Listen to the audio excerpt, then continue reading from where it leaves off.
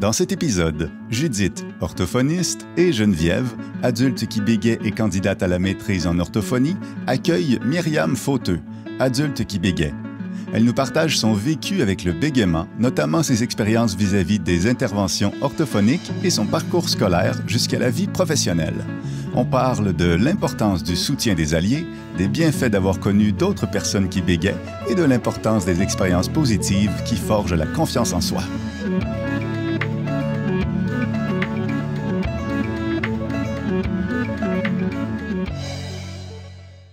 Bonjour Judith. Salut Geneviève. Ça va bien? Eh oui, ça va super bien. On a une invitée spéciale aujourd'hui. On est très excités. Oui, c'est Myriam Fauteux, qui est une adulte qui bégait, que j'ai rencontrée à la journée rencontre de l'ABC en 2015. Puis quand je t'ai rencontrée, ça fut tout de suite un coup de foudre amical. Et en date d'aujourd'hui, tu es aussi vice-présidente du conseil d'administration de l'ABC. Je te laisse dire un petit mot sur toi. Merci pour l'invitation en premier milieu. Fait que oui, dans le fond, moi, je suis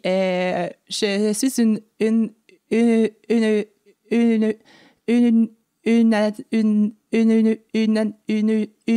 adulte qui bégait depuis l'âge de 6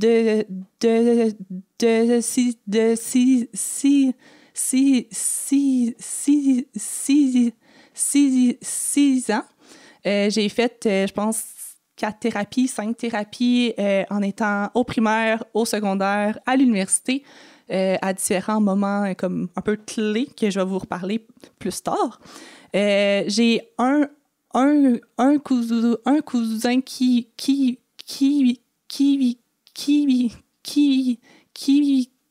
bégait aussi, mais on est les comme deux seuls, en fait, de notre famille. J'en connais pas vraiment d'autres, en fait, dans ma famille comme rapprochée. Puis sinon, j'ai fait une maîtrise en biologie moléculaire et cellulaire qui m'a comme menée à travailler chez Charles River,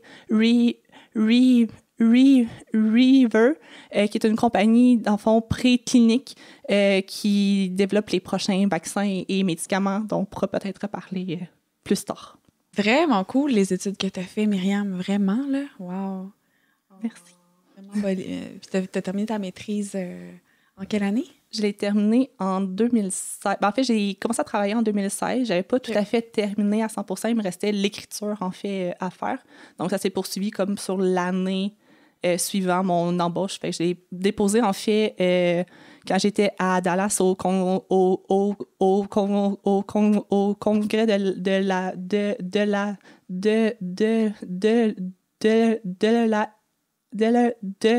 la NSA. Le fameux congrès. C'était quand même vraiment cool, oui. Ouais, j'ai comme terminé tout. J'ai eu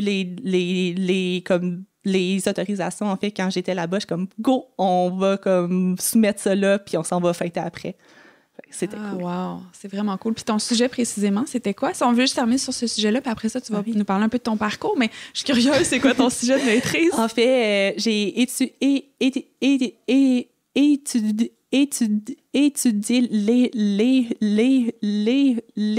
l'effet des pesticides sur le cancer du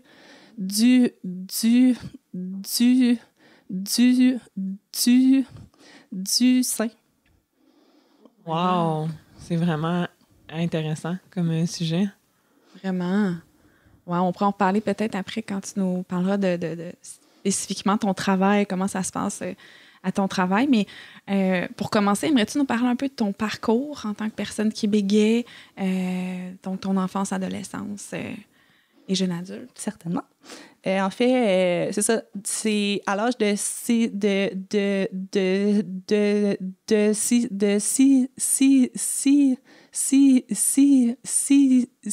ans que le bégaiement a été vraiment comme officialisé, si on veut. J'ai aucune idée depuis quand, en fait, je bégayais ou depuis quand j'avais de difficulté à prononcer certains mots ou à bloquer et tout. Puis, au primaire, j'avais un orthophoniste, en fait, à l'école que j'ai vu comme, je pense, une fois, puis qu'après ça, elle m'a dit que mon cas n'était pas assez lourd, puis qu'elle ne me reverrait plus. Puis là, mes parents étaient comme, ouais, OK, comme ça l'aide pas vraiment. Fait qu'on a trouvé... en fait, j'ai fait le camp de l'LGBQ à 6 ans. J'étais un peu trop comme jeune, je pense. C'est la première fois que j'étais loin d'eux, que je passais une semaine toute seule avec du monde que je connaissais pas, que j'avais rencontré 15 minutes avant que mes parents partent. J'ai passé le camp. On était 2 filles et beaucoup trop de garçons. Parce qu'en fait, c'est ça. Hein, en fait, en l'âge scolaire, les ratios sont moins intenses, moins différents qu'à l'âge adulte. Là. À l'âge adulte, on pense qu'il y a 4 hommes pour une femme qui bégaye. L'âge scolaire, c'est un petit peu plus serré, je pense, le ratio. Là, peut-être 3 pour 1, 3 garçons pour une fille. Mais en même temps, c'est qu'il y a plus de garçons quand même, de manière générale. Oui. Mais tu devais avoir 8 ans, peut-être, pour le camp. Hein? C'est ça ça commence à 8 ans. C'est ça que Guylaine, qui était directrice, en fait, à l'HBQ à ce moment-là, disait à mes parents par après, parce qu'on leur en a reparlé. Puis là, c'est pour ça que je suis comme pas sûre exactement de l'âge, exactement, mais entre 6 et 8 ans, mettons. Mais quand même assez jeune pour faire comment, tu sais, j'étais peut-être pas prête émotionnellement à être séparée de mes parents aussi longtemps. Mais j'ai quand même aimé ça. J'ai pas voulu y retourner, en fait, avant, comme vraiment longtemps. Mais j'y suis retournée et éventuellement plus tard quand j'étais prête. Mais ça, c'est intéressant. Hein? Ça veut dire que, tu sais, là, quand en orthophonie, on réfère un enfant au camp, il faut vraiment s'assurer que une semaine, est-ce que l'enfant, ça lui tente? Est-ce qu'on pense que ça va être plus positif qu'ils vivent ça? Parce que c'est vrai, c'est une semaine dans un camp de scouts, si on veut, là, à l'extérieur de la ville de Montréal. Puis c'est une semaine que tu n'es pas avec tes parents. Tu rencontres une quinzaine, une vingtaine de personnes que tu connais pas, des adultes orthophonistes bénévoles que tu connais pas. Fait que c'est vrai que c'est intéressant que tu dises ça. Tu sais, toi, dans ton expérience, ça a été pas si le fun à 8 ans à cause de ça. Fait que c'est sûr qu'il faut tenir ça en compte quand on réfère en orthophonie. Là. Puis à ce moment-là, le comme camp c'était un seul camp, c'était un seul groupe en fait. Fait que les 8 ans et les 17 ans étaient tous dans le même groupe. Alors que quand je l'ai fait, en fait, plus tard, il y avait deux groupes d'âge. Donc un groupe pour jeunes primaires et un groupe pour secondaire, mettons. Ben, tu sais, comme ado, genre.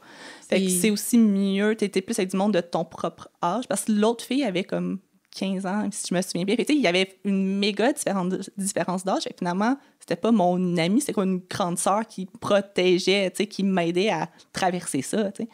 Je comprends. Parce que normalement, maintenant, là, des dernières années, là, c'est 8 à 12 ans, le groupe des plus petits, puis 13 à 17 ans, le groupe des plus vieux. C'est vrai que ça aide aussi, là, parce que tu as 8 ans, petite cocotte, puis là, tu vois, genre, les grands 17 ans, tu sais, que c'est comme des hommes, là, à 17 ans, des fois, sont... Fait que là, c'était super confrontant, super gênant. Oui, tu sais, juste en termes de comme taille aussi, tu sais, il y a comme toi, puis là, tu regardes de comme full bas, puis là, eux, tu regardes de super haut, tu sais. Fait que, tu sais, juste ça aussi, ça fait comme, je suis inférieure à toi. Ah, je comprends. Mais oui, c'est ça. J'ai comme fait ça à un certain point. J'ai eu un suivi aussi en orthophonie à Mégantic. En fait, moi, j'ai habité là-bas toute mon enfance jusqu'à ce que je sois en 6e année, donc vers 11 ans. Puis il n'y avait aucun orthophoniste, en fait, à Mégantic même, du moins pas qu'on connaissait. Fait que j'imagine qu'il n'y en avait juste pas.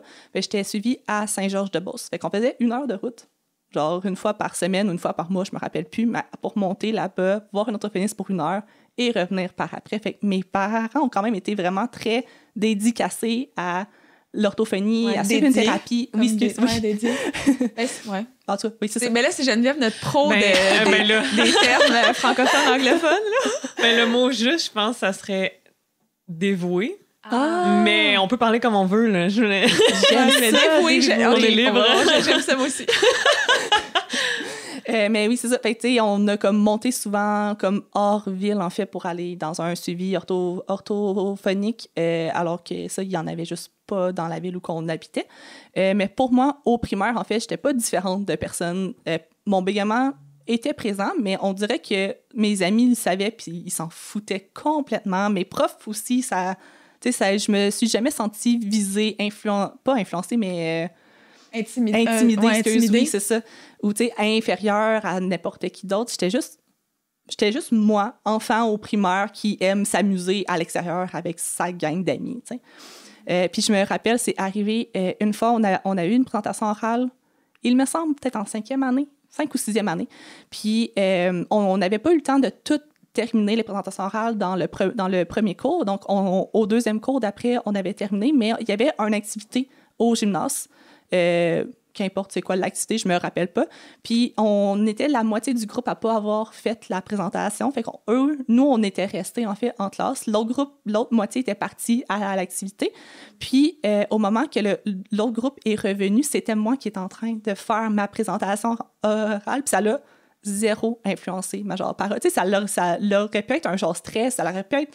Mais non, j'ai juste comme terminé. Puis, ma comme prof, à la fin de la classe ou de la genre journée, elle était comme venue me voir, puis elle m'avait comme félicité de bien avoir réagi, dans le fond, à l'arrivée du monde, que ça aurait pu comme... que j'aurais pu être moins fluide, que j'aurais pu être influencée par rapport à ça, puis stressée, puis finalement, ça a passé comme dans du beurre. À ce moment-là, j'étais fière que ma comme prof, elle me dise comme félicitations d'être genre fluide. Puis en y repensant par après, je suis comme encore une fois, c'est comme prôner la fluidité versus le genre bégaiement. Mais à ce moment-là, on est des années comme début 2000, fin 90, début 2000. C'était encore une norme à ce moment-là de viser fluidité. Puis on félicitait beaucoup par rapport à comme ça. Je serais curieuse. Tu as dit tantôt que tu as fait une thérapie jeune. Est-ce que tu te souviens, c'était quel type de technique qu'elle te montrait? Ben, je dis elle, parce que j'imagine que c'était une femme. Oui. En fait, ça doit avoir un comme nom, mais je ne me rappelle plus du comme nom, mais c'est simplement que les voyelles de mettre un genre nuage d'air, en fait, avant, donc de venir faire une expiration en même temps, de dire cette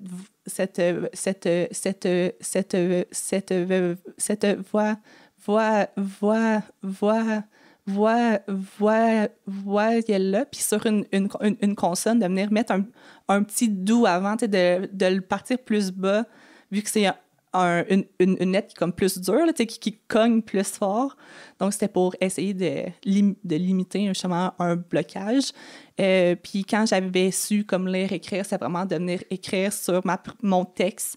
Ici, je vais faire un genre nuage d'air. Ici, je vais faire une liaison de comme mots. C'était tout d'avoir un texte pré-travaillé pour savoir exactement quelle technique utiliser, à quel mot, puis à quel moment.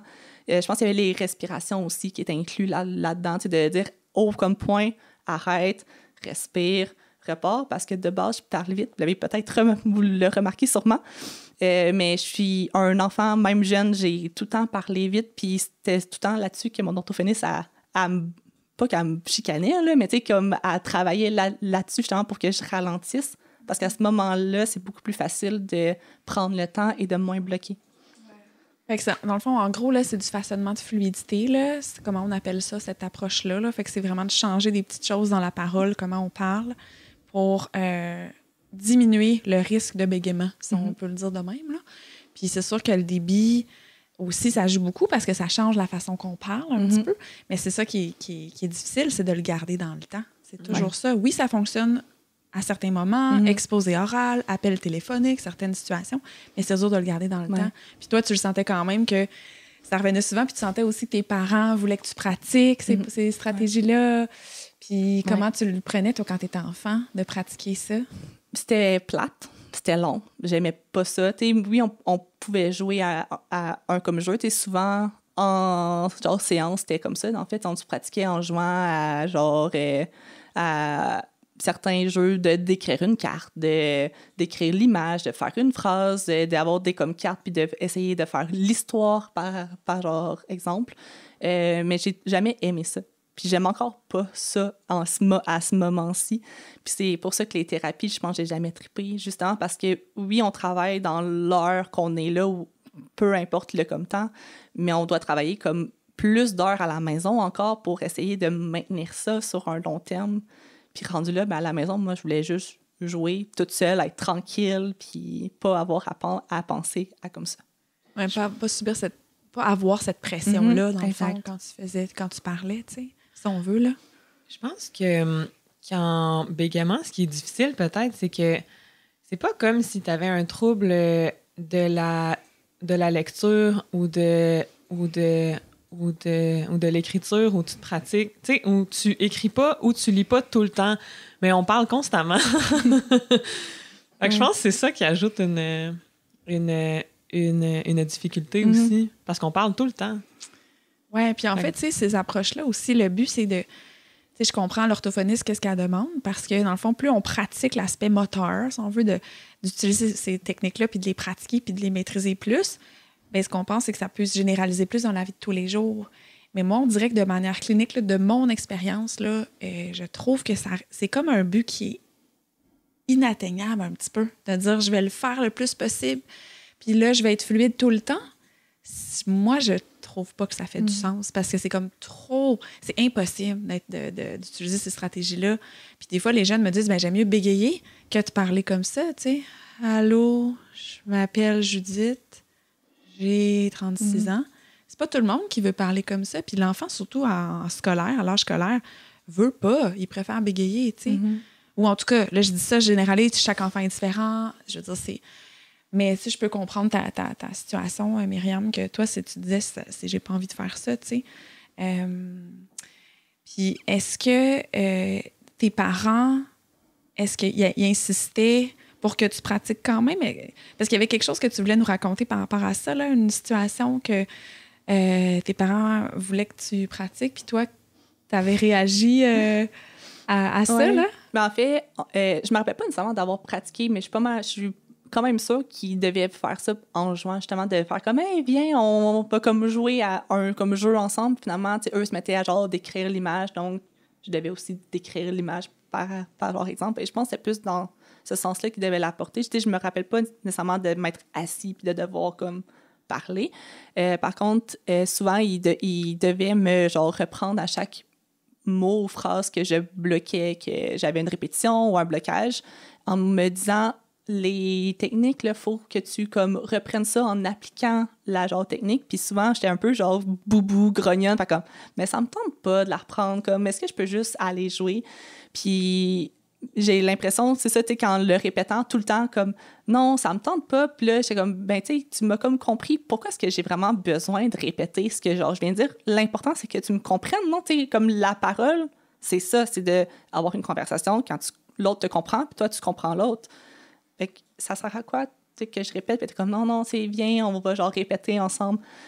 OK, on va répéter ensemble. Je vois comme bien que ça comme marche pas, là, que j'ai comme pas le choix, mais je comprends pas pourquoi que je dois le faire.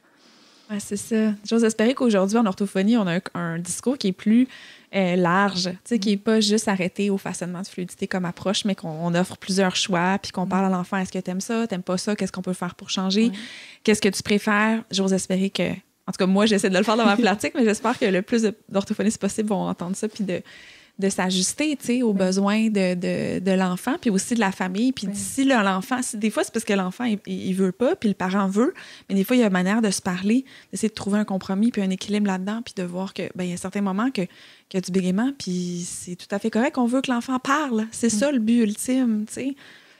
Mais je veux juste dire là-dessus que je pense pas qu'eux, ils voulaient mal faire, en fait, en faisant ça. C'était les comme trucs que l'orthophoniste devait donner, que les médecins peut-être devaient donner, ou qu'importe c'est qui, mais eux, ils voulaient juste faire ça pour le comme bien. Puis, sincèrement, c'est cool qu'ils aient pris le temps de, genre, pratiquer, de vouloir vraiment que j'applique ces, genre, méthodes-là à tous les jours, simplement parce que, ben, eux pensaient que c'était la bonne chose à faire, en fait.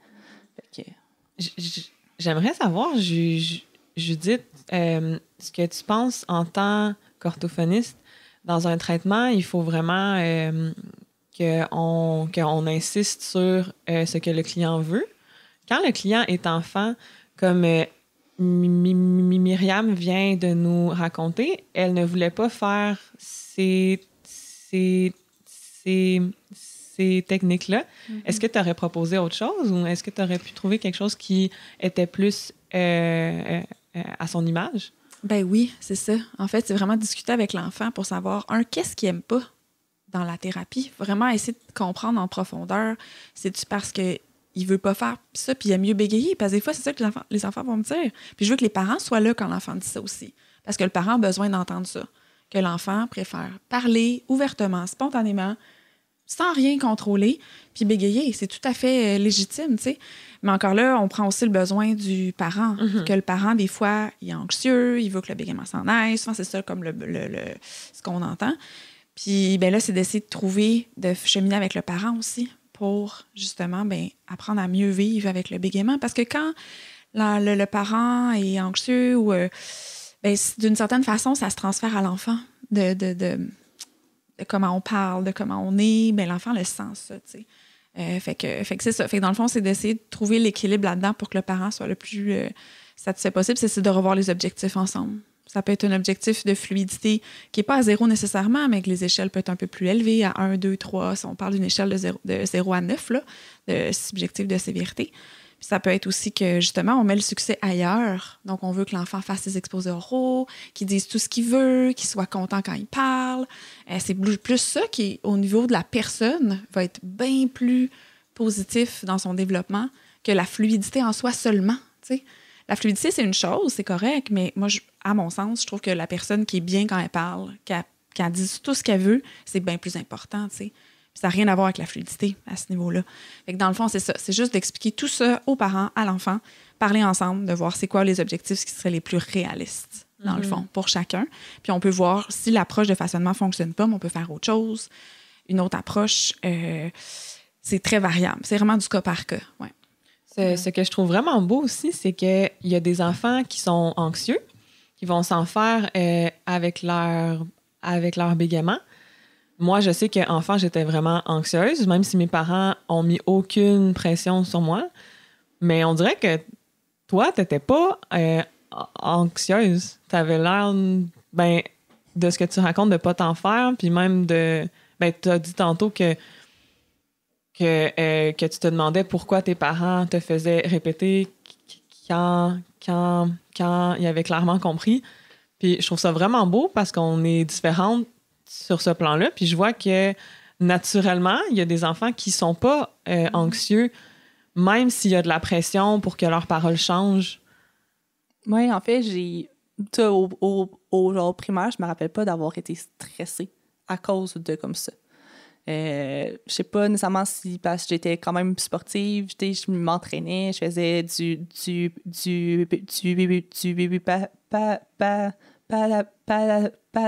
patinage artistique, fait que peut-être que ça m'aidait justement à genre enlever cette pression-là. Tu sais, tu fais juste glisser sur une glace, c'est quand même, tu sais, zen, c'est peut-être un peu ça, mais je me rappelle pas d'avoir été stressée, de m'avoir dit « Oh man, c'est quoi que le monde autour pense? » C'est vraiment arrivé au secondaire, à l'adolescence, qui est un peu normal aussi. C'est là que tu es plus centré sur l'image que tu projettes au comme monde. Mais c'est vraiment arrivé plus tard, en fait. Justement, pendant ton adolescence, ça s'est passé comment? Ça s'est détérioré. Ben, cette confiance-là a un peu été brisée, juste parce que c'est l'adolescence, je pense. C'est vraiment pas rien nécessairement. En fait, j'ai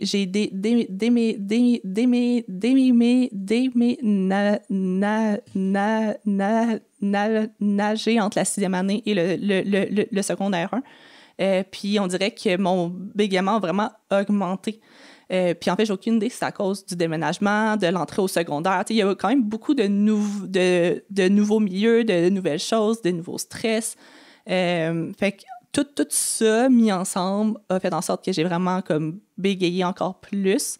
Puis là, c'était du monde que je connaissais pas. J'avais une amie, en fait, qui était déménagée en même temps que moi, qui était dans la même école que moi. Puis on a été dans la genre même classe. Fait que c'est quand même le fun. Au moins, j'avais comme un point comme d'appui que je le sais qu'elle va me supporter là-dedans si jamais. Mais tu sais, au secondaire, ça l'a quand même super bien été. Je me suis fait intimider une seule fois, en fait. Il y a une fille qui a comme ri de moi qui... en cours d'anglais, on devait se mettre en équipe pour faire un travail, puis elle s'est revirée vers comment, puis elle fait comme Myriam,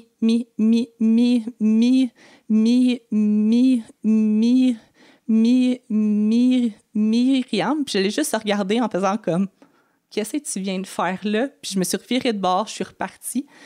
Puis la journée d'après, la psycho-éducatrice, elle m'a rencontrée, puis elle était comme, ouais, là, je sais qu'il y a genre cette comme fille-là qui a fait ça. Comment que toi, tu te comme sens là-dedans? Je suis comme, absolument bien. Je suis comme, elle m'écœurera si jamais elle comme veut, mais moi, ça me passe 10 comme 1000 pieds au-dessus de ma tête. J'ai mes genre amis que eux, je sais, qui m'aiment, qui m'apprécient, qui m'apprécie.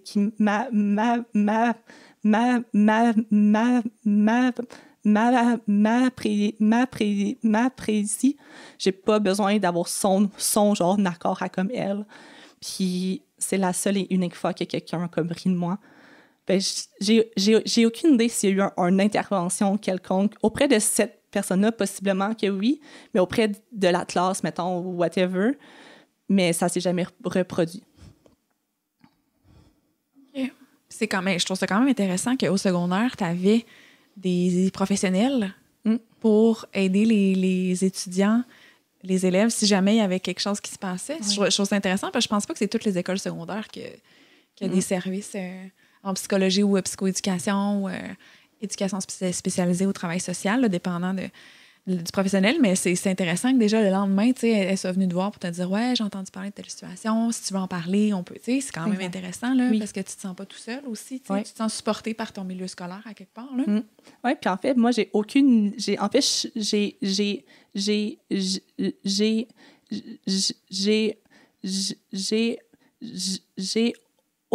aucune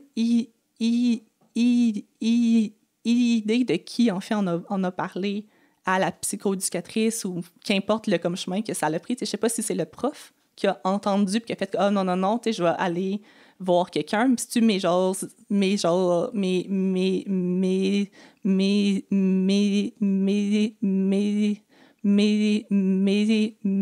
amis qui étaient autour de comme moi, puis qu'on fait comme « Non, ça genre marche pas, ça. » Fait que j'ai aucune idée c'est qui, mais merci à cette personne. Ouais. C'est cool. Est-ce que pendant ton adolescence, tu as continué d'aller au camp de la JBQ? Oui, en fait, mes parents ont toujours voulu que j'y retourne, en fait, après la première fois. Puis à chaque année, c'est comme, non, ça me tente pas, ça genre m'intéresse pas. Puis ils m'en ont reparlé l'été, en fait, de 6e année à secondaire 1. Puis j'étais comme, ça commence à me tenter un peu, mais ça me tente pas, là. Il y avait comme trop de modifications. On genre, déménageait, le secondaire. Comme, ça me tente pas de mettre cette pression-là de plus.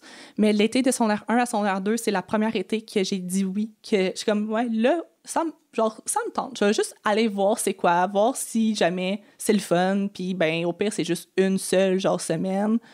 Si jamais c'est plate, bon, on y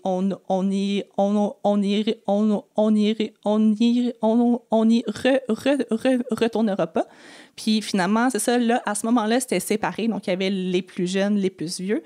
Donc, j'étais assez vieille pour être dans le groupe plus vieux. Donc, à ce moment-là, on abordait d'autres thèmes un peu aussi reliés à comme l'école, à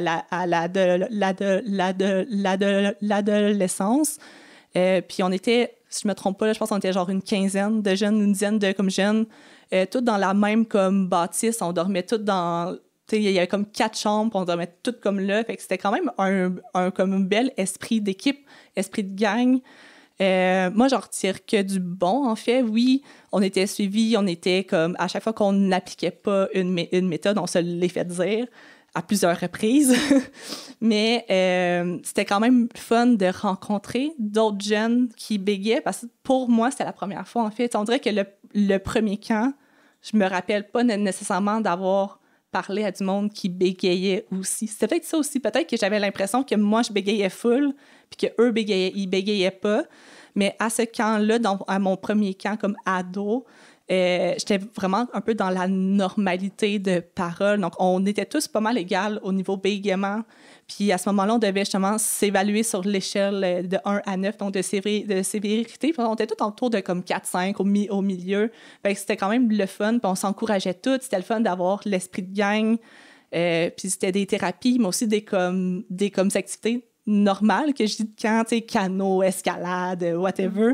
Fait qu'on se sentait un peu normal malgré tout. Tu sais, malgré la thérapie, il y avait quand même les activités pour se rappeler que c'est juste un camp puis qu'on est là pour avoir du fun malgré tout, tu sais. Mm-hmm. Tu sais, je pense que le camp, là, avec les années, ça devait être 2005-2006, quelque Exact. chose comme ça, Yes. là, t'es allée.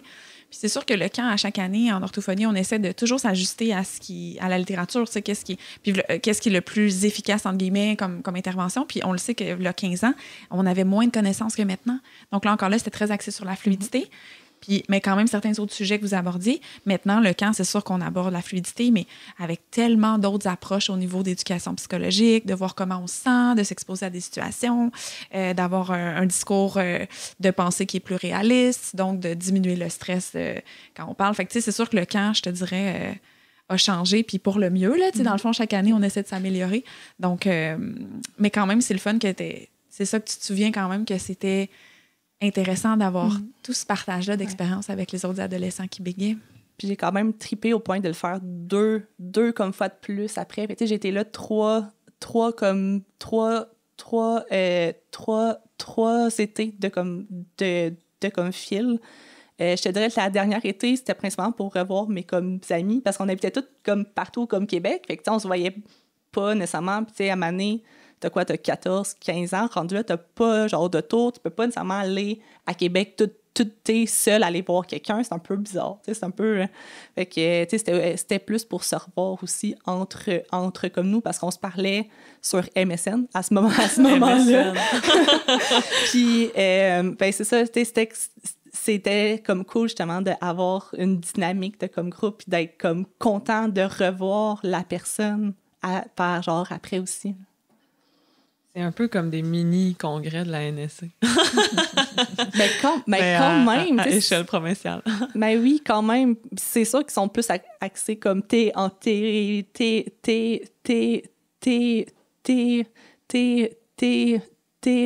mais c'est vraiment une semaine intensive, entourée principalement de jeunes qui bégaient. Donc, oui, tu sais, comme en majorité, comme en bégaiement. Donc, c'est le fun de se sentir un peu normal, malgré tout, là-dedans. Juste pour compléter, là, la NST, pour ceux qui n'ont pas écouté d'autres podcasts ou qui savent pas, c'est la National Stuttering Association. Et il y a un congrès là, à chaque année. C'est des gens de partout aux États-Unis, même partout dans le monde, en fait, qui bégayent. Donc, c'est vraiment un congrès pour regrouper pas tout le domaine en bégaiement, mais des gens qui bégaient, puis des chercheurs aussi, des orthophonistes, puis plein de monde dans le domaine pour parler du bégaiement. Puis il y a des centaines de personnes qui bégayent à ces congrès-là. Il y a près de 1000 personnes par édition. Puis entre nous, on dit souvent que c'est Stutterville pendant 5 jours. Parce que la majorité des gens bégaient et la minorité des gens ne bégaient pas. Fait que c'est intéressant comme dynamique. Ouais. Pour poursuivre notre conversation, j'aimerais ça que tu me parles de ton parcours au cégep et à l'université. Oui, en fait, en secondaire 5, quand on a fait notre comme choix de comme vie et genre carrière, j'avais aucune idée de ce que ça me tentait de comme faire. Fait que moi, j'ai été faire un deck en sciences nature, donc la chimie, la physique, les mathématiques, pour m'ouvrir le plus de portes, en fait, possible. Ça m'a donné comme 2 ans de plus, en fait, pour faire mon comme vrai choix de carrière, si on veut. Puis en fait, c'était les 2 plus, mettons, pires années bégaiement. C'était les années que j'étais le moins comme confiante, que je bégayais énormément. C'est encore un changement de milieu. Tu sais, là, au secondaire, j'étais dans une école de comme 500 personnes. Mais c'était assez petit, quand même, assez intime. Fait qu'au final, tout le monde savait j'étais qui. Au cégep, là, on s'en va dans un environnement, je ne sais même pas comment d'étudiants qu'il y a, mais ça doit être genre 5000, 6000 et plus. Alors que là, tu connais pas personne. Puis tes cours, tu n'es jamais avec le même groupe. Tu sais, en mathématiques, physique, c'est trucs en sciences, on suivait un même petit groupe. Mais tu sais, en français, en anglais, en philo, qu'importe le comme cours, là, c'était des nouvelles personnes. Puis souvent, je connaissais personne. Puis au moins un travail d'équipe dans chacun de ces comme cours-là. Fait que là, c'était on se représentait, c'était tout le temps de faire une présentation et tout. Fait que dans les premières semaines, en fait, j'avais été voir il me semble que ça s'appelle les API, donc des aides personnelles, individuelles. Des aides pédagogiques individuelles. Exact, yes. Puis, moi, j'avais été voir, dans le fond, chaque étudiant en a une attitrée pour comme lui. Puis, elle m'avait référé, en fait, à un API comme personnalisé pour un trouble quelconque. Donc, j'imagine qu'elle avait peut-être un parcours scolaire différent un peu, qui était spécialisé ou en tout cas. Puis, j'avais été là comme voir pour justement lui comme dire, ben j'ai un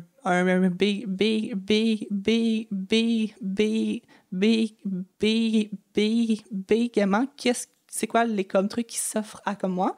Puis elle m'a comme dit justement que je pouvais ne pas faire les présentations en classe, que je pouvais les faire devant le comme prof seulement par vidéo, donc un film que j'enregistre chez moi toute seule, que j'envoie au comme prof. J'étais comme, oui, moi je veux ça. Je veux faire aucune présentation. C'était un énorme stress en moins pour comme moi de pas avoir à parler devant du monde que je ne connais pas, qu'ils savent pas je suis qui, qu'ils savent pas que je bégayais, puis qu'ils vont juste avoir une drôle de face en faisant comme c'est qui elle en avant qui bloque sur comme chaque mot. Fait qu'à ce moment-là, à chaque début de comme cours, j'allais voir le comme prof. C'était comme une feuille qui remplissait avec les trucs à faire, en fait, là, pour les étudiants. Puis, dans le fond, moi, c'était genre écrit de ne pas faire une présentation en comme groupe, puis de ne pas me pointer pour une genre question random. De faire comme, oui, toi, tu réponds à cette question-là. Fait que moi, je savais que je ne pouvais pas être pointée de même. Puis c'était ça, c'était une période que j'étais vraiment moins confiante, que je me sentais vraiment moindre un peu, je me sentais beaucoup plus stressée, je savais pas nécessairement comment que ma vie allait se dérouler nécessairement, parce que là, tu sais que tu dois faire un choix de carrière. Puis là, je suis comme, là, est-ce que je prends une carrière que je sais que je parlerai pas? Parce que, c'est ça qu'une personne qui, genre, bégaye fait, elle veut pas parler. Est-ce que je prends une carrière que moi, je veux comme faire pour de vrai, malgré que je dois parler à n'importe qui? Fait que là, c'était tout un gros genre questionnement de faire qu'est-ce que ça me tente de faire, puis est-ce que je laisse le bégaiement influencer ce choix-là? Puis finalement, j'avais voulu être pharmacienne.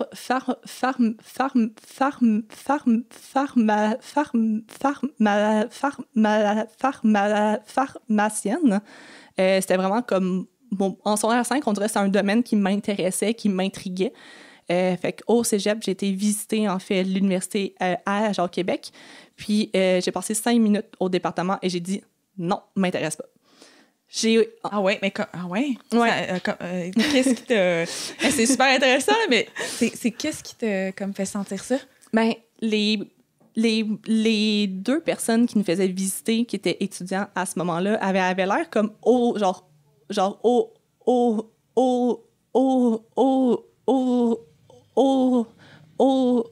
teint, à se trouver comme super hot. Ah oui, moi, je suis étudiant en pharmacie. Oh yeah, genre, je suis vraiment bon. C'est une quoteur de temps qu'il faut.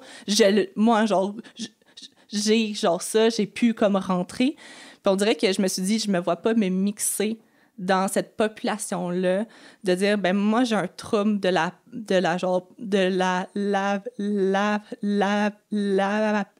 parole. Ça me tente pas d'être entourée pendant 4 ans de monde qui ont une attitude de même. Tu sais, je me voyais pas être amie avec du monde de même. Puis je me suis dit, ben rendu là, ça m'a comme juste turn off de la pharmacie en général. C'est encore un truc qui m'intéresse, qui m'intrigue de savoir, mais ça fait quoi un pharmacien en comme vrai? Tu sais, c'est quoi la comme job?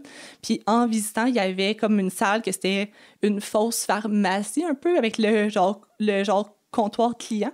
Puis là, j'étais comme, le stress a monté comme instantanément. Oh man, j'avoue, hein, va falloir que je parle aux gens clients, puis à l'école, il faut qu'on se pratique. Là, je suis comme, mais là, tout comme ça, mis ensemble, a fait comme, non, ça m'intéresse plus, puis c'était juste un gros non. Mais là, on venait de faire 2 heures de comme route pour se rendre là. Fait qu'en 5 minutes, moi, c'était comme, non, m'intéresse plus. C'était comme, ben là, on peut-tu visiter comme d'autres départements tant qu'à comme être là? Tu sais, on a fait un genre 2 heures. Est-ce qu'on peut au moins rester, genre, puis voir d'autres programmes? S'il te plaît.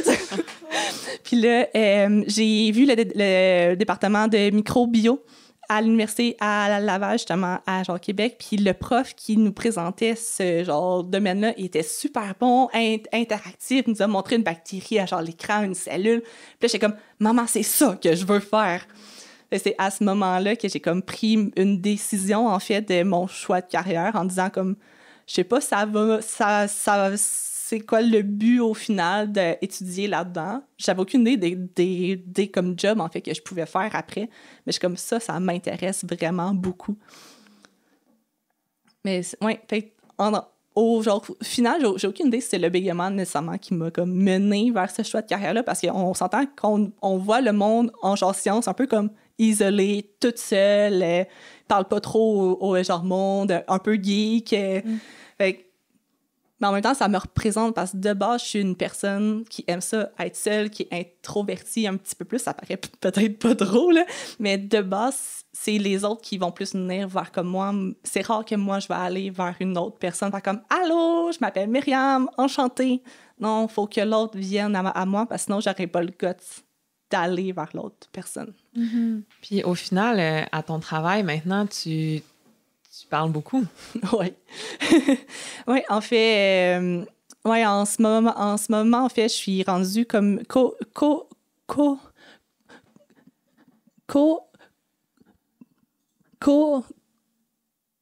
coordonnatrice en immunologie. Fait que je suis le bras droit à ma superviseur,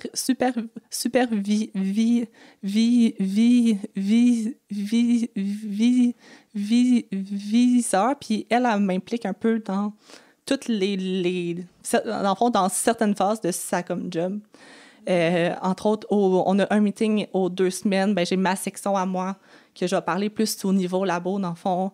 Elle l'a jamais étudié nécessairement comme en bio ou en laboratoire. Fait qu'il y a certains trucs qu'elle est moins à l'aise de parler parce qu'elle s'y connaît un peu moins. Fait que c'est à moi, en tant que telle, à en parler. Donc, j'ai ma petite section à chaque 2 semaines à présenter à ce lab meeting-là, comme on appelle.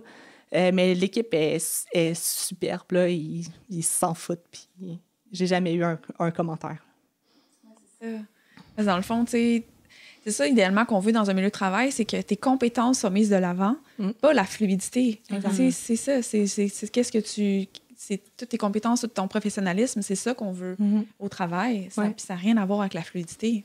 Oui. Puis même que tu passes des entrevues professionnelles. Exact. Dans le fond, je vais être là à chaque entrevue. Je pose aucune question nécessairement à l'entrevue même. Si ça fit, souvent, je vais embarquer dans la conversation, mais sinon, je suis vraiment là plus pour observer. Mais c'est moi qui vais aller faire une visite, en fait, en genre labo, par après. Puis on dirait qu'à ce moment-là, de parler à la personne qui passe une entrevue, puis même si moi, je bloque, ben, la personne, il faut qu'elle fasse une bonne impression.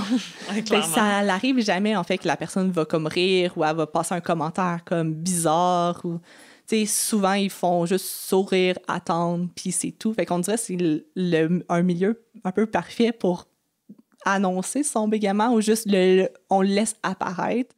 Je trouve ça intéressant parce qu'on se demande souvent en tant que personne qui bégaye comment annoncer notre bégaiement quand on est un candidat dans une entrevue professionnelle. Mais toi, est-ce que quand tu es responsable de faire passer les entrevues comme ça ou la visite après, là, est-ce que tu annonces aux candidats que tu bégayes ou tu le laisses simplement être présent? Je laisse simplement être là.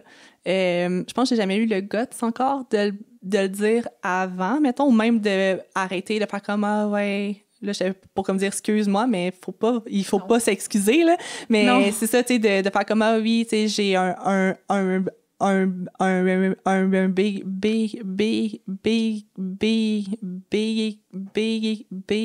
bégaiement. » Je le laisse juste apparaître. Puis, vu que j'ai jamais eu justement de réponse négative ou qu'importe, ben j'ai jamais senti le besoin de le dire. Mais éventuellement, ça serait un défi que j'aimerais ça me lancer à moi-même, justement, de dire comme, OK, là, première, ben peut-être pas la première phrase, là, mais tu sais, comme dans les premières 5 minutes du comme tour, ben dis-le. Fait donc, ça peut apporter une belle conversation aussi, en même temps de présenter l'espace de genre travail. Est-ce qu'il y a des situations dans ton parcours professionnel ou universitaire où tu l'as dit ou pas, puis est-ce que tu voudrais nous parler de ça? Oui, bien en fait, à mon entrevue à ma job, je l'ai, comme dit, en fait, je l'ai apporté dans les forces parce que, en fait, j'en ai pas parlé comme les 15 premières minutes, puis clairement, ça apparaissait parce que je bloquais énormément parce que c'est un gros stress en plus de dire comme, ben, j'aimerais vraiment ça être pris ici, tu sais, je veux comme bien, genre, paraître. Puis au superviseur qui m'a passé en entrevue, il m'a demandé mes comme forces. Puis en fait, j'ai comme dit que j'étais persévérante à cause que j'ai un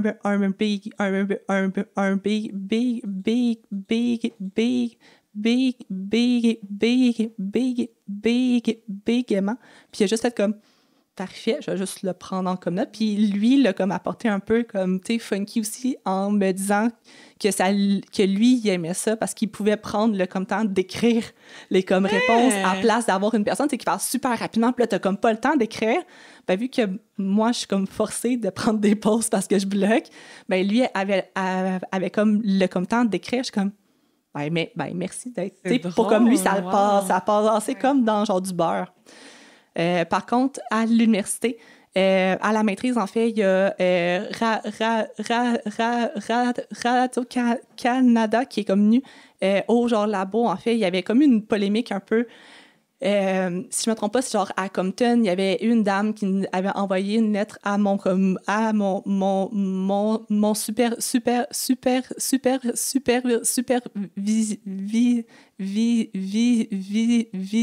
de maîtrise en disant que dans un rayon de 10 km, exemple, cette ferme-là avait un cas de cancer X, cette autre ferme-là avait un cancer, tel autre cancer, cette ferme-là, puis elle était comme, je suis sûre que les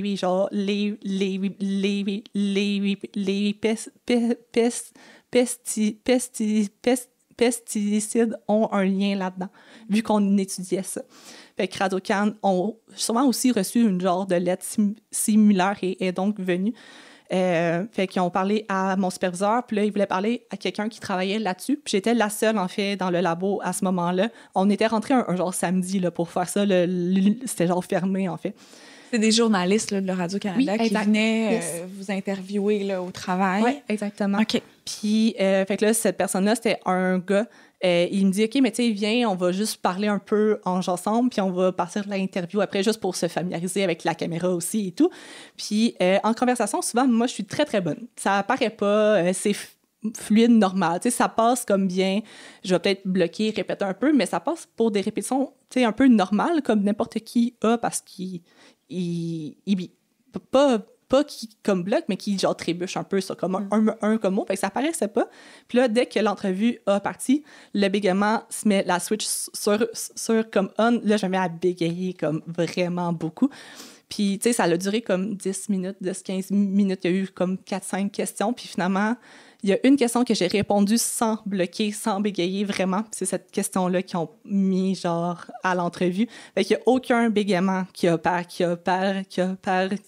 paraissait à l'entrevue. C'est sûr que je peux quand même pas dire si c'est voulu ou pas. Tu sais, si c'est la question qu'ils voulaient vraiment, puis ils s'en foutaient du bégaiement.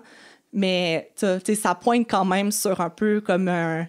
de dire comme, ben, on montrera pas celle-là. Fait que la seule question qu'on comme là, ben, c'est celle-là. Était quand même pertinente. La question, en fait, c'était de dire c'est quoi le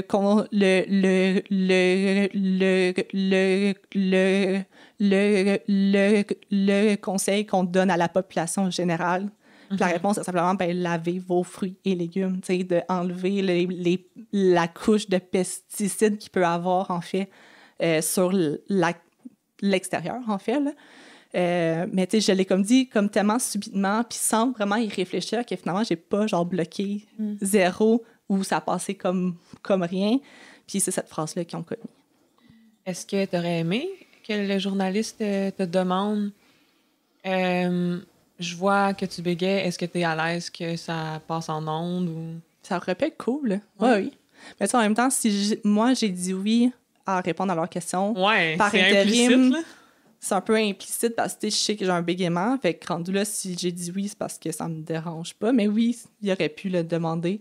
Puis ça aurait été cool, à la limite, tu sais, qu'au pire, tu sais, qu'on peut se faire une autre prise et juste dire comme au début, dire que j'ai un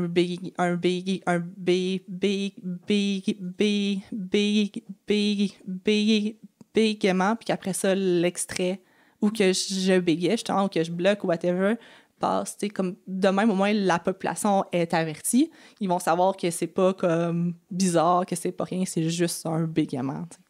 Oui, ça me fait penser, je suis dans beaucoup de groupes Facebook de bégaiement.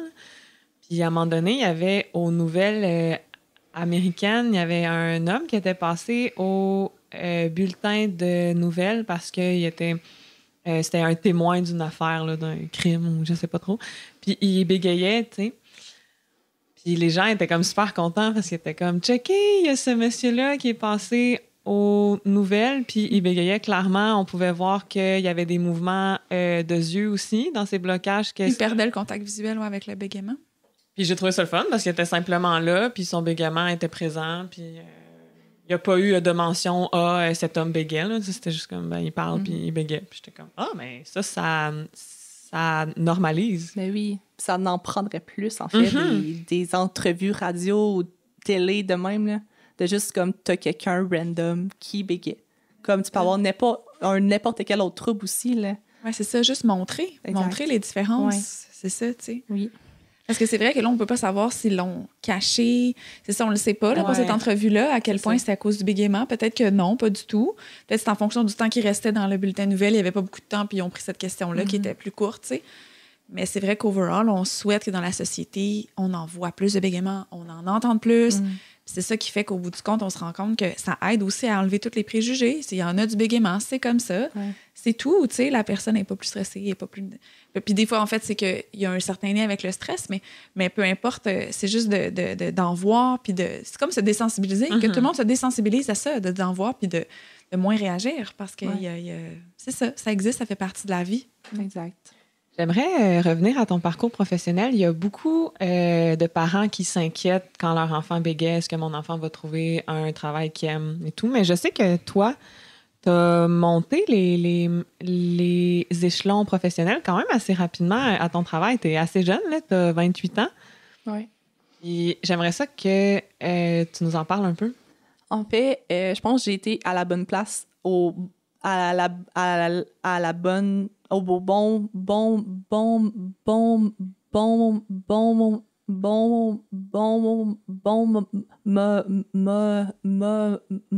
moment. L'équipe était encore vraiment petite quand moi je suis comme rentrée. En fait, j'ai été un technicien en genre laboratoire, donc c'est moi qui manipais littéralement en labo.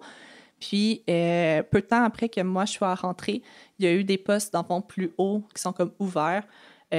Toutes les techs, on a appliqué, en fait. Puis, c'est 2 comme autres personnes, en fait, qui ont eu le poste.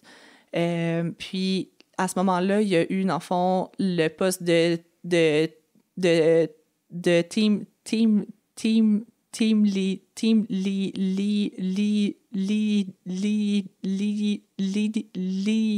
leader qui a ouvert, qui, dans le fond, c'est les personnes qui vont être au bureau à préparer, en fait, ce que nous, on doit maniper en genre laboratoire. Donc, c'est comme le step un peu au-dessus. Fait qu'on a été 2 à postuler, dans le fond, les 2 qui n'avaient pas eu l'autre poste. Puis c'est moi qui l'ai comme eu, en fait. Puis à peu près 1 an après, notre groupe a vraiment grossi rapidement, puis on avait besoin d'un coordonnateur. Donc, à ce moment-là, j'ai aussi appliqué c'est pas ça qui était comme l'échelon un peu d'après. En fait, là, à ce point-là, il y avait comme une séparation, en fait, soit d'aller niveau scientifique, donc de vraiment être la tête derrière les trucs en laboratoire, ou plus aller vers la gestion, d'employer un peu supervision et tout. Fait que j'ai pris cette comme branche-là. qui est, au début, j'ai comme dit non. J'étais comme, non, ça m'intéresse pas. Puis après ça, j'ai été voir ma superviseure, puis d'autres mondes, de voir comme, ben finalement, c'est quoi le poste? Comme, je sais pas finalement c'est quoi. Puis c'est ça, dans le fond, là, en ce moment, je suis vraiment ça, plus dans une branche de supervision. C'est moi ça qui va gérer à ce que le comme, labo aille bien, qu'on ne manque de rien, que l'horaire fonctionne bien, qu'on ait de la comme job aussi. Donc, si à long terme, je vois qu'on a comme rien, ben là, je vais lever le flag aussi pour essayer d'avoir plus de comme job puis que le monde il manque pas de job, tu sais. Fait que, mais ça m'amène... En fait, ce poste-là m'a amené à parler beaucoup plus. C'est ça. Ça, c'est en gestion. Tu dois justement être en contact avec beaucoup de monde. Oui. Davantage que quand tu étais plus en laboratoire en tant que technicienne. C'est ça. En tant que technicienne, en fait, je parlais à moi puis aux scientifiques que je devais des fois appeler juste pour dire comme, je manque de comme si il genre manque ça fonctionnera pas. Mais là, je vais vraiment parler au comme tech. Je vais souvent aller faire un tour en genre labo, juste aller voir si tout comme se passe bien. Des fois, je vais avoir un genre meeting avec d'autres comme personnes. C'est moi qui est impliquée aussi, dans le fond, dans un meeting avec un peu tous les superviseurs des départements à Sherbrooke pour voir justement la qualité. Donc, j'ai une présentation à faire une fois par 2 mois à ce meeting-là. Mais il y a comme 20 personnes qui sont tous superviseurs ou dans les genres échelons un peu. Fait que ça me met un stress, mais j'ai jamais eu comme aucun commentaire négatif. Le monde a tout en hâte à la présentation. Fait que c'est quand même cool de voir que malgré tout, ma superviseure ait assez confiance en moi pour que c'est moi qui le présente et non pas moi qui le prépare et elle qui le présente. Et surtout, sûrement aussi que dans ton attitude, ça paraît, tu sais, que tu la connais, la matière, tu le fais, puis c'est ça, les gens aussi font confiance parce que tu dois aussi... on ressent ça avec toi, tu sais, que tu vas de l'avant, puis tu présentes, puis oui, il y a du bégaiement, puis c'est correct, puis le but, c'est de présenter ton contenu, tu sais, peu importe la fluidité. Oui, mais ça m'a pris un certain temps à juste apprendre, tu sais, à construire cette confiance-là. Parce que justement, j'ai été à ma première rencontre en 2015 à l'ABC, puis j'étais assise dans le fond de la salle. Je parlais à personne. Je trouvais tout le monde super cool d'aller voir les comme autres, mais ce que je savais pas, c'est à ce moment-là, c'est qu'ils se connaissaient aussi. C'est un peu plus facile quand même d'aller voir quelqu'un quand tu l'as vu au moins une fois, tu sais. Puis là, il y avait moi puis une autre fille que c'était... Je suis pas mal sûre pour les Com2, notre première journée rencontre. Puis là, finalement, c'est juste parler au Com2. J'ai parlé à personne d'autre. J'ai comme vu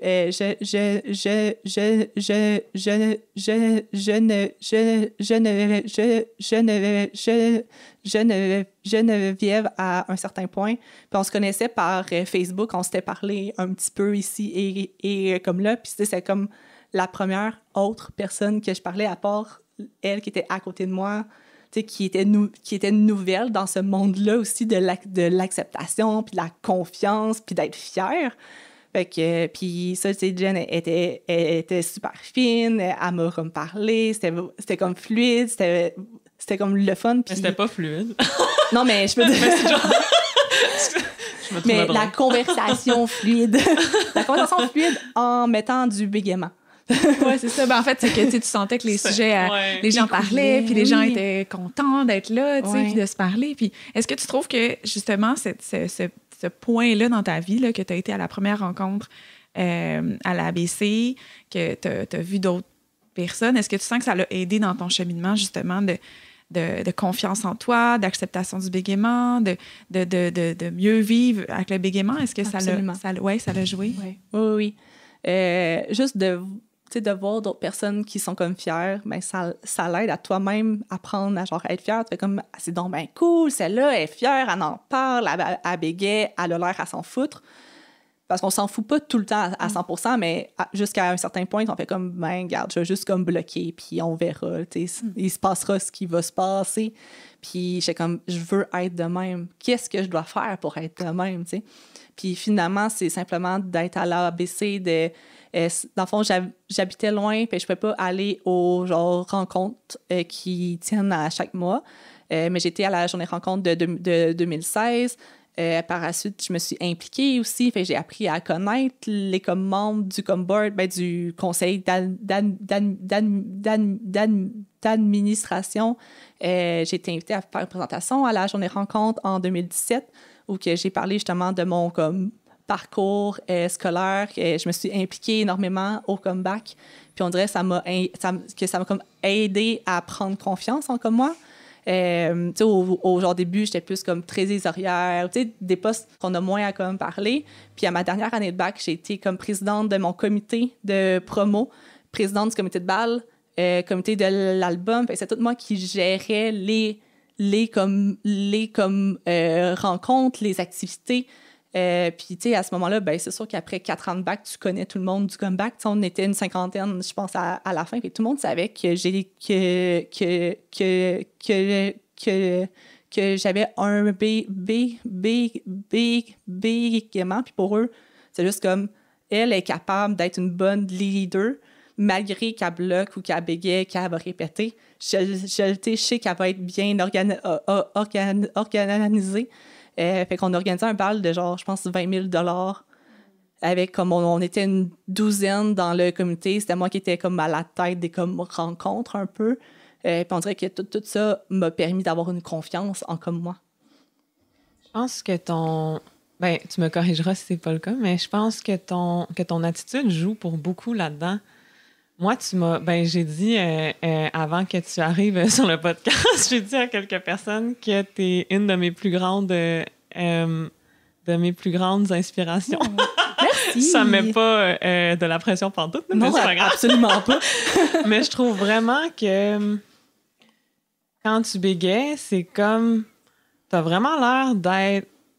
Tu fais juste bégayer, genre. Il y a pas de comportement secondaire, on dirait.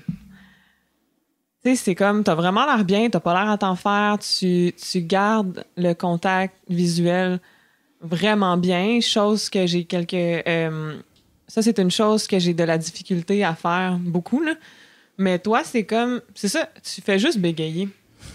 Puis je pense que indirectement, c'est comme tu faisais sentir à ton interlocuteur que tout va bien, il n'y a pas de stress, il n'y a pas à s'en faire, il y a juste à attendre. Mm-hmm.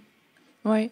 Mais ça, je l'ai appris justement en côtoyant d'autres personnes qui bégayaient, qui me montraient ces forces-là, justement. Puis c'est l'ABC qui m'a appris ça. Fait que c'est quand même, tu sais, ça vient un peu de toi malgré tout aussi, tu sais. Yeah. C'est comme un double. C'est un échange. Oui, c'est ça. Tu sais, c'est comme juste un gros ramassis un peu de tout le monde qui est fier à sa façon un peu, qui est pas trop gêné, qui va vouloir parler tout le temps, tu sais, qui va vouloir dire ce qu'ils ont à dire, qui vont commander ce qu'ils veulent vraiment avoir au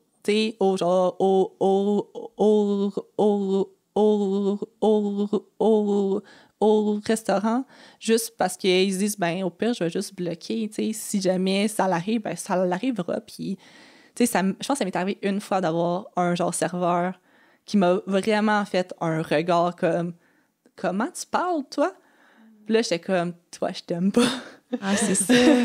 Mais tu sais, c'est ça, il faut quand même une bonne base d'estime de soi puis de confiance pour être capable d'arriver là puis de dire « Toi, t'es pas, j'allais dire pas une bonne personne, pas aussi autant que ça, mais t'es pas vraiment empathique. » Tu sais, il y a certaines qualités qu'il n'y a pas, là. L'empathie, le de se mettre à la place de l'autre, c'est ça, de se dire, là, c'est du bégaiement, je vais juste écouter, je vais pas en plus rouler des yeux puis, tu sais, comme faire une réaction, là. Fait que, tu sais, je pense que c'est ça. Je pense que c'est un espèce de mélange, là, que toi, t'as une bonne estime, une bonne confiance. Fait que ça fait que tu regardes l'autre, tu bégayes, puis ça...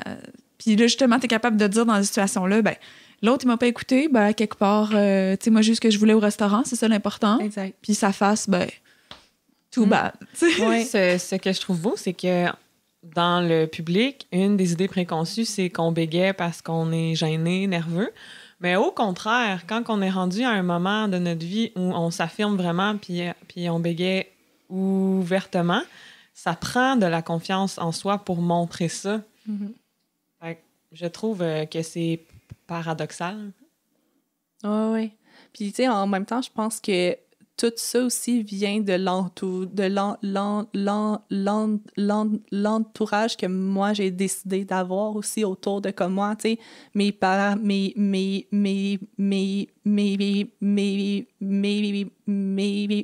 parents, je le sais qu'ils vont faire n'importe quoi pour que moi, je sois bien, tu sais. Puis ils vont juste m'écouter si jamais je bloque. Ils riront pas, tu sais. Ils vont juste être là pour que moi, ils me supportent dans n'importe quelle idée que comme j'ai. Mes autres amis aussi, ils ont juste jamais fait aucun commentaire. Pour eux, c'est normal. C'est la façon que moi, je parle. Puis ils m'aiment pour comme moi, pas pour la personne avec un genre bégaiement. Ils s'en foutent du genre bégaiement. Fait que, moi, j'ai décidé d'avoir ces personnes-là autour de moi, proches. Puis on dirait que j'ai juste repoussé ceux qui sont négatives. Puis ça m'aide aussi à avoir comme une bonne vision du bégaiement. Puis, tu sais, même tous eux, tu sais, qui parlent un peu négativement de leur comme expérience, si jamais leur mindset, ils changent pas ou qu'ils sont pas ouverts à entendre parler quelqu'un qui parle positivement du bégaiement, mais je serais pas portée à leur parler trop longtemps parce qu'ils vont brimer mon propre mindset aussi, tu sais. Fait que je pense que c'est la comme clé, en fait, c'est de s'entourer des bonnes personnes que toi, tu veux avoir dans ton entourage puis qui t'aident. Complètement. Est-ce que tu voudrais nous parler en terminant? Parce qu'en fait, c'est des très bons conseils que tu donnes là, aux personnes qui bégayent. Là, vraiment, c'est vraiment super pertinent. Là. Puis est-ce que tu aimerais nous parler de certaines autres sources que tu as utilisées pour cheminer à travers les années, puis justement à mieux vivre avec le bégaiement? Oui, en fait, c'est vraiment depuis peu que j'ai commencé à comme lire des livres de culture personnelle, de croissance un peu personnelle, pas nécessairement liés au bégaiement, mais on dirait que chacun des comme livres me ramène éventuellement une petite phrase comme « Ah, ça va s'appliquer au bégaiement. »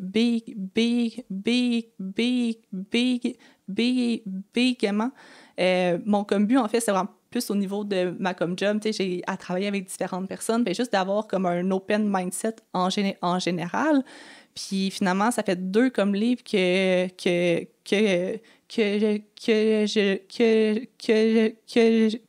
lis, que certains passages, en fait, font...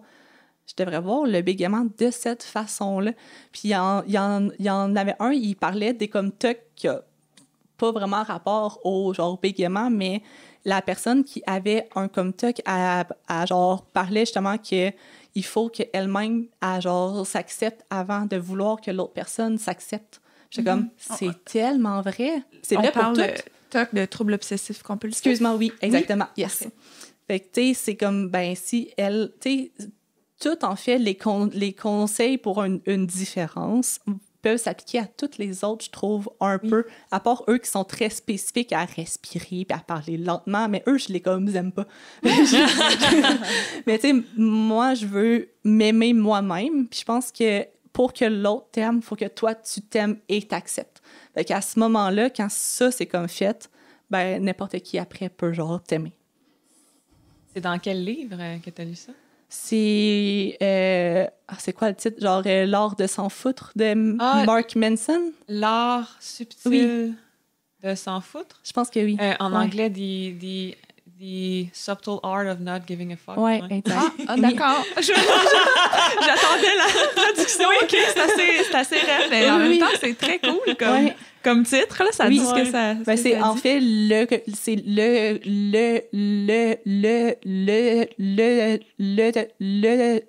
titre qui m'a interpellée en disant comme je veux m'en foutre. Je veux ça me prend ça.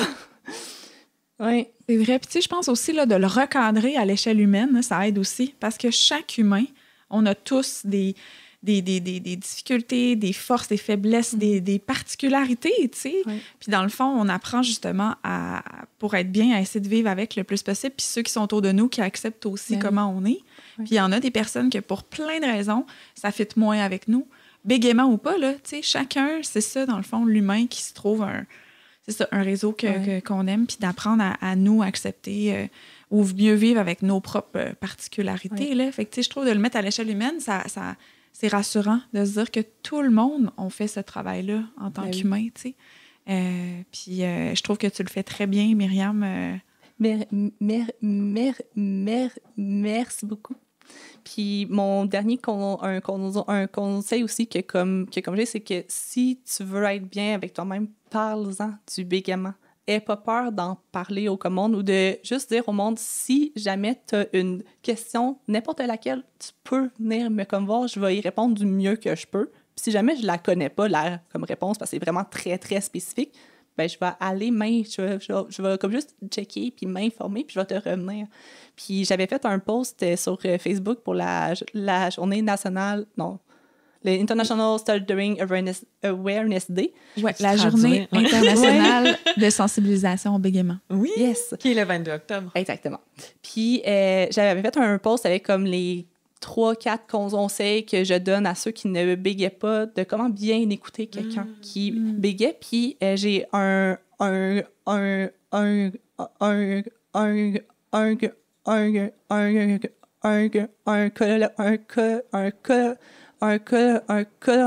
collègue qui est comme venu, genre, par après, il était comme, excuse-moi, j'ai fait ces 4 affaires-là que je devais pas faire. J'ai comme, inquiète-toi pas. J'ai comme, mais maintenant, tu comme sais, tu vas pouvoir faire attention. Tu sais, je peux, moi, je ne peux pas être fru contre toi si tu ne savais pas que tu devais pas le faire. Fait qu'en parlant pas, puis en frustrant dans toi de dire ah ben là la genre personne elle me coupe, elle genre me regarde pas, elle va mettre une pression de temps parce qu'elle doit absolument comme partir, mais si la personne elle sait pas, elle pense bien faire peut-être de même, tu sais, en complétant ta comme phrase, eux pensent que ça comme l'aide, mais au contraire ça l'aide pas. J'aime mieux prendre mon comme temps puis terminer le mot que moi je veux comme dire parce que tu sais pas vers où je veux aller. Puis là, il m'a comme parlé à ce moment-là, il y avait un humoriste français qui bégayait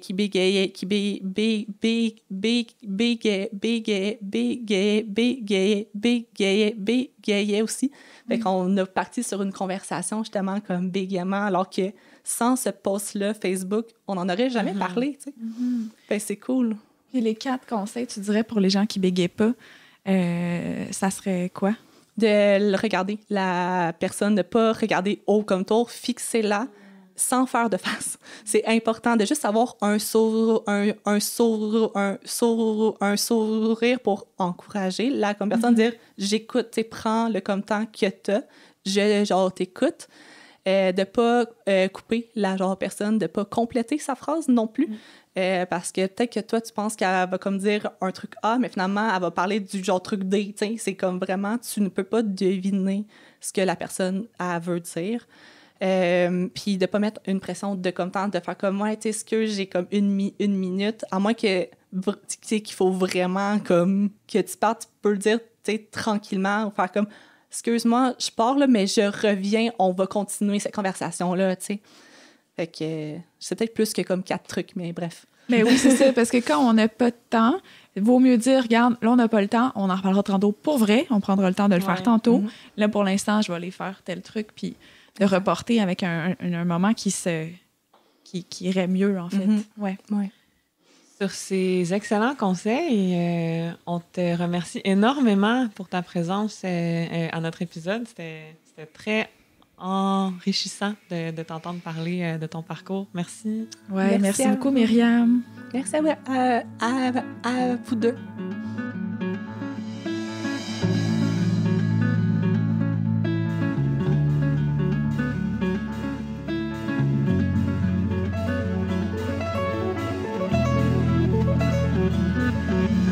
Thank you.